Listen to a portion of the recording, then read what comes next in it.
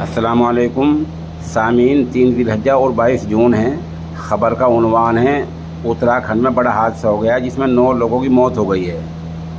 उत्तराखंड के ज़िला पिथौरागढ़ में आज जुमेरात के दिन सुबह तकरीबन 6 बजे एक गाड़ी बेकाबू होकर खाई में जा गिरी है, जहां लगभग 9 लोगों की मौत हो गई है और 2-3 लोग लापता बताए जा रहे हैं। बताया जा रहा है ये लोग किसी मंदिर में श्रद्धा के लिए गए थे और ये सब वहाँ से वापस आ रहे थे। बताया जा रहा है ये सभी श्रद्धालु बागेश्वर के श्यामा से होकर मंदिर दर्शन करके आ रहे थे।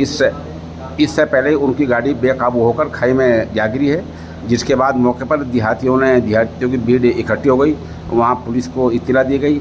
राहत बचाव के लिए मौके पर टीम रवाना हो गई है और उम्मीद जताई जा रही है कि अमवात की तादाद बढ़ सकती है, यानी मरने वाले बजाय 9 के ज़्यादा हो सकते हैं। आप हमारे साथ बने रहें, खबर जैसे जैसे अपडेट होगी हम आपको बताएंगे। अभी किसी भी सरकारी एजेंसी पर मरने वालों के नाम नहीं आए हैं।